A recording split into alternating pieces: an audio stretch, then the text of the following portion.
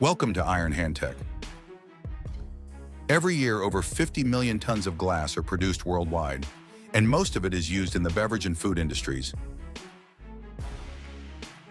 About 70% of the global glass production becomes waste after just one use, especially single-use bottles.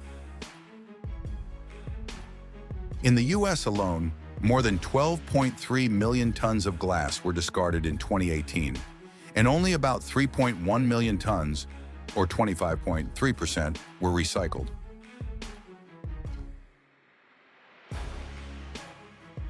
Glass has an interesting feature. It's inert, meaning it doesn't react with whatever's inside it, and it also means it doesn't break down in landfills. It could take millions of years for glass bottles to degrade. The good news is that glass can be recycled infinitely without losing quality. Now let's explore this magical recycling process from start to finish. Like every great story, it starts with the basics. The materials. Used glass, mostly from bottles and jars, is collected from recycling centers or bins.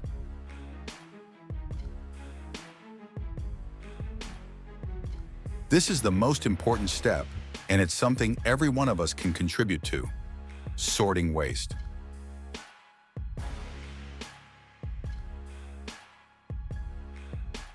Once the glass is cleaned, it's crushed into small pieces called cullet.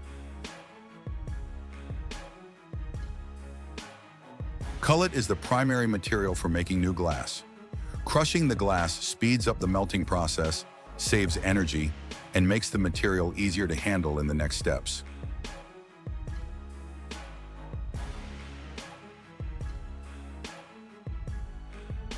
Screening machines help sort glass by size, with larger pieces being separated and crushed again for the recycling process.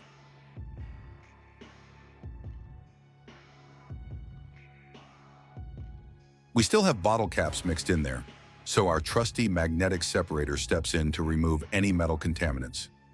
This machine pulls the metals out of the mix and collects them in a separate bin, ready for recycling in another special process.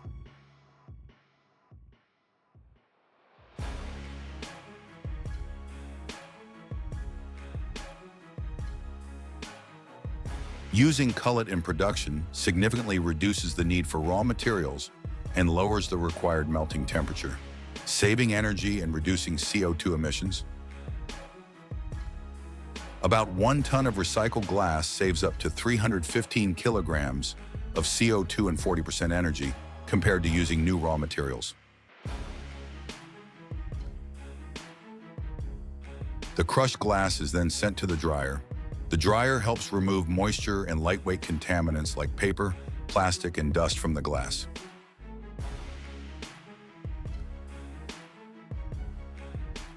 Optical sorters help distinguish brown glass or ceramic fragments.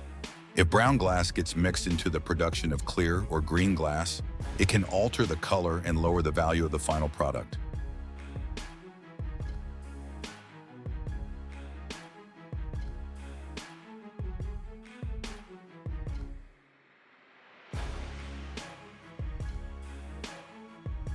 Even a tiny bit of brown glass can cause issues because it doesn't blend perfectly with clear or green glass.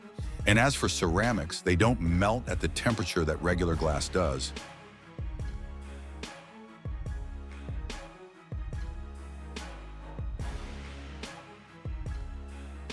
After being sorted and cleaned, the glass moves to the crushing machine, where it is ground into fine powder, ready for the next step.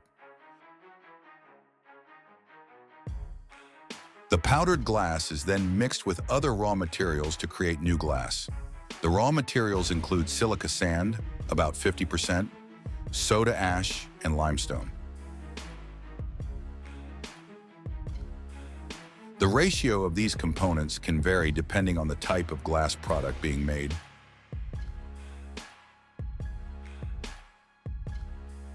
And now things really start to heat up. Literally, the furnace temperature is a whopping 1,600 degrees Celsius. If you're imagining a giant microwave, well, you're not far off. This is where our mix of sand and broken glass turns into something shiny and bubbling. We call it GOG, a strange but fun term to describe molten glass.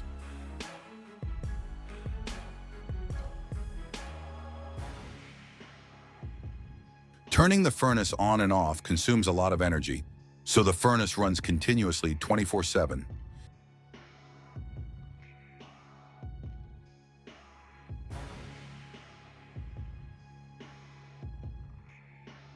Glass was first discovered and used around 3,500 BCE in the ancient civilizations of Mesopotamia and Egypt. However, it wasn't really invented by humans. It was discovered by accident.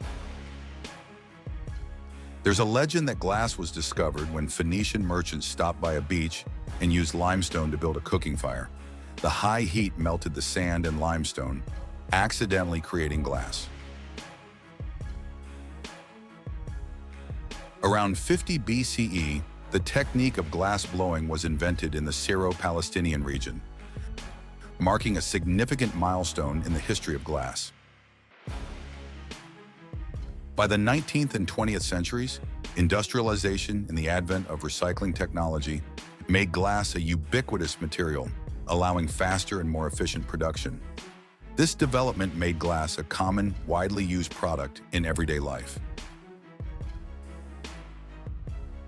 Now things start to get interesting. We're not just making glass. We're turning it into the perfect bottle that you can hold in your hand, take a sip of something cool and think, wow, how was this made?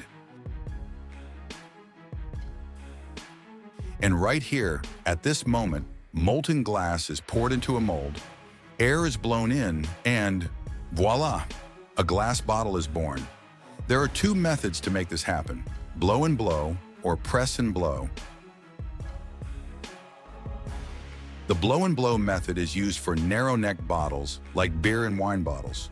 First, the molten glass is cut into small sections and placed into a mold to form a preliminary shape called a parison. Then the parison is blown a second time to complete the bottle's shape.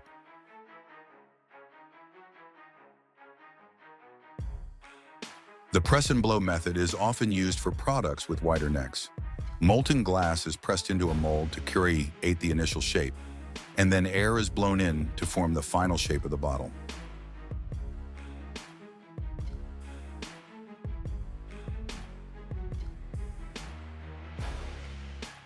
But we're not done yet.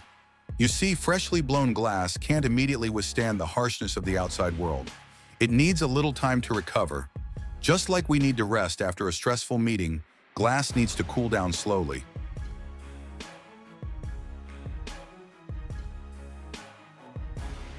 And now it's time for the all-important quality check. The finished glass bottles are inspected using automatic devices to detect defects like cracks, bubbles, or other flaws. These machines can spot the tiniest imperfections that the naked eye can't see. After inspection, glass bottles usually undergo surface treatment by applying a protective coating to increase durability and reduce friction during transportation.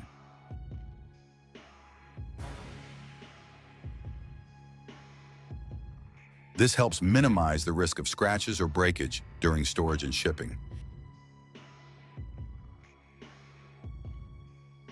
And so, from those old shards of glass, from those bottles that seem to have reached the end of their journey, they have been reborn, ready to serve once more.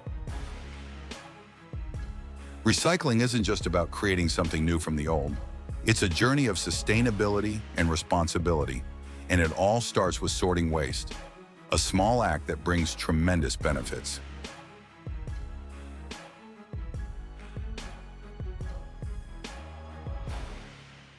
Thank you for watching the video. Let us know your thoughts in the comments below. Don't forget to hit the like and subscribe buttons to support the channel. For now, goodbye, and see you in the next video.